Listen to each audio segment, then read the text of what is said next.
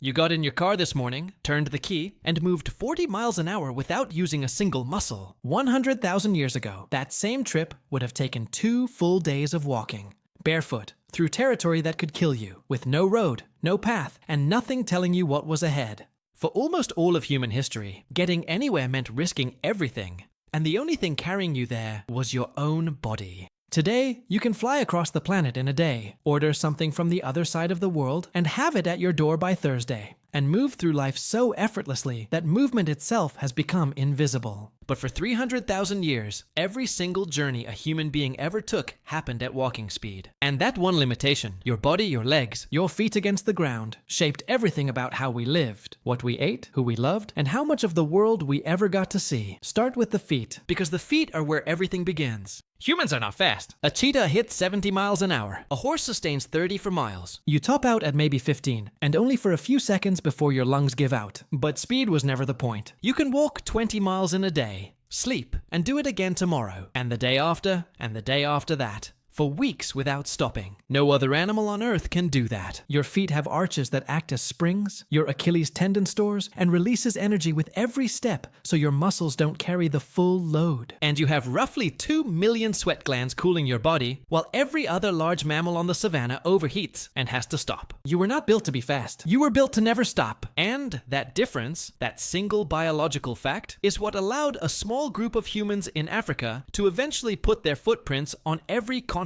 on Earth. In 1978, paleoanthropologist Mary Leakey discovered a trail of footprints pressed into volcanic ash in Laetoli, Tanzania. They were 3.6 million years old. 2 individuals walking upright, side by side, through a landscape that no longer exists, leaving marks that somehow survived longer than almost everything else those people ever touched. And when researchers looked at those prints, the arch, the heel strike, the angle of the toes, they looked almost exactly like yours. For millions of years, that was the only transportation technology humans had. Just a body moving through space. And somehow, it was enough to take our species further than any other species has ever gone. Starting roughly 70,000 years ago, humans began walking out of Africa. Not in one march, not in one generation, but slowly, over thousands of years. Small groups pushing a little further into territory no human had ever seen. Stopping, surviving, having children, and then pushing further again. They crossed the Middle East and spread across Asia.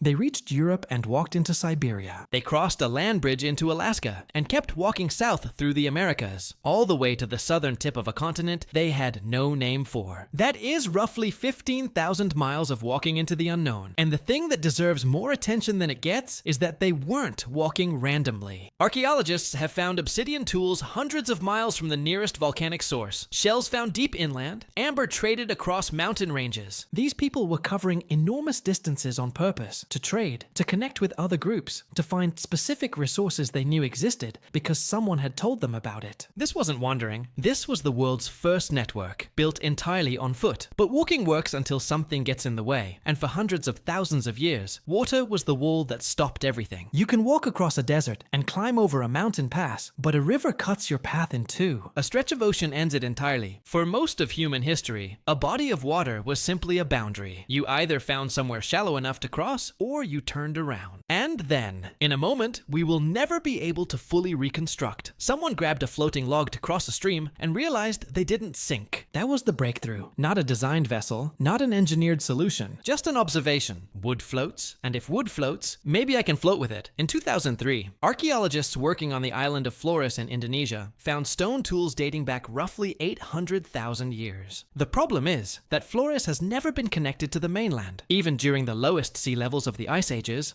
there was always at least 12 miles of open ocean between the island and the nearest land. Which means someone made that crossing deliberately, on something, with no guarantee of what was on the other side. We don't know what they built, because wood rots and reeds decompose, and whatever carried them has been gone for hundreds of thousands of years. But the tools are there, which means the people were there, which means the crossing happened, and that changes everything about what we thought we knew about early human capability. Around 65,000 years ago, humans crossed from South Southeast Asia to Australia, at minimum 60 miles of open ocean, with no visible destination on the other side. You cannot see Australia from the coast of Southeast Asia. You cannot drift there by accident. Someone built something that could stay afloat in open water, pointed it toward a horizon that had nothing behind it, and paddled into the unknown. Think about what that decision required. Not just the physical technology of the boat, but the psychological technology of believing that something existed beyond what you could see, and that it was worth risking your life to find out. That crossing didn't just require a vessel, it required a kind of faith in the unseen that is one of the most distinctly human things our species has ever demonstrated. The oldest boat we have ever physically recovered is the Pessa canoe from the Netherlands. Roughly 10,000 years old, a hollowed-out log with nothing remarkable about it except that it survived. But the technology goes back tens of thousands of years further than that, because people were already living on islands they had no way of reaching on foot long before that canoe was ever carved. And then the Polynesians did something that still stops modern navigators cold. Starting around 3,000 years ago, they crossed the Pacific Ocean, the largest body of water on Earth, in double-hulled canoes loaded with food, animals, and entire families, navigating by stars, ocean swells, wind patterns, the flight paths of birds, and the color of clouds near land. No compass, no map, no instrument of any kind beyond the accumulated knowledge of people who had spent generations learning to read the ocean itself. They reached Hawaii, Easter Island, and New Zealand, some of those voyages covering over 2,500 miles of open water with nothing in between. They didn't conquer the Pacific by accident. They conquered it by paying attention to everything, for generations, until the ocean itself became something they could read like a language. Back on land, a different problem was building. You can walk 20 miles in a day, but you cannot walk 20 miles carrying a 200-pound animal you just killed. For most of human history, the real limit on movement wasn't distance, it was weight. Your body can handle maybe 40 to 60 pounds before it starts breaking down, which meant that everything you needed to survive had to either walk itself or be left behind. So humans started finding ways to cheat the weight. First they dragged, throwing a kill onto a hide and pulling it back to camp. And we know this because archaeologists have found wear patterns on ancient hides that only appear when something heavy has been dragged a long distance. Then someone invented the travois, two long poles tied in a V shape with a platform slung between them, and suddenly one person could move 100 pounds or more without carrying any of it. The travois is probably one of the oldest transportation technologies humans ever built, and almost none of them survived because wood and leather disappear. The only reason we know they existed is that people were still using them when Europeans arrived in the Americas thousands of years later. But the real revolution in moving weight wasn't something you could build. It was something you could befriend. Around 15,000 years ago, humans domesticated the dog, the first animal we ever partnered with, and one of the first jobs we gave them was hauling. In the Arctic, dogs pulled sleds across ice and snow, a single team of 6 capable of moving an entire family's camp. But dogs are small, and we needed something bigger. About 5,500 years ago, on the steppes of what is now Kazakhstan, humans figured out the horse. Archaeologists working with the Botai people found wear marks on horse teeth from bits and mare's milk baked into pottery, evidence that these weren't people who hunted horses, but people who rode them, milked them, and built their entire world around them. And the horse changed everything in a way that is almost impossible to overstate. For 300,000 years, the fastest a human being could travel was about 4 miles an hour. On a horse, you could hit 30. In a single generation, the human world became 8 times smaller, and messages moved faster, trade routes stretched further, and warfare changed permanently because an army on horseback could reach you before you even knew they were coming. Here is the thing that makes no sense until you sit with it. Humans crossed every ocean on Earth before anyone invented the wheel. The oldest known wheel was found in the Ljubljana marshes of Slovenia and is roughly 5,200 years old. Boats go back at least 10,000 years, and probably much further. Horses were domesticated 5,500 years ago. Humans sailed to Australia 65,000 years before the wheel existed. The wheel was not the beginning of transportation. It was almost the end of the invention phase, arriving after nearly everything else had already been figured out. And it didn't even start as transportation. The first wheels were pottery wheels, spinning discs for shaping clay. And at some point, someone looked at that disc and wondered what would happen if you turned it on its side and put something on top of it. The first wheeled vehicles were slow and heavy,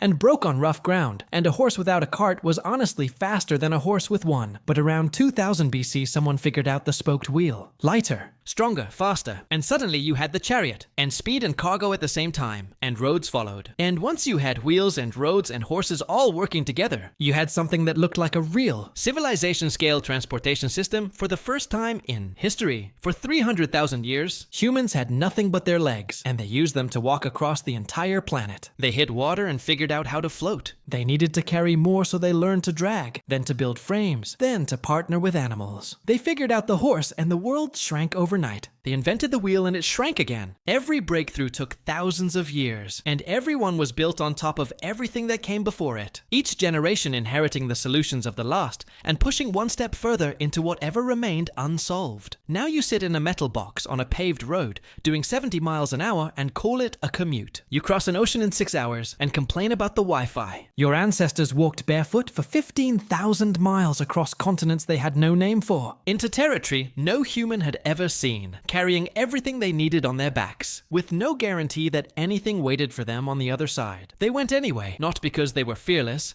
but because staying still meant dying slowly, and moving forward meant at least the chance of something better. We solved the problem of distance so completely that we forgot it was ever a problem. Every road, every airport, every shipping lane on this planet exists because 300,000 years ago, someone looked at the horizon, felt the fear, and started walking toward it anyway.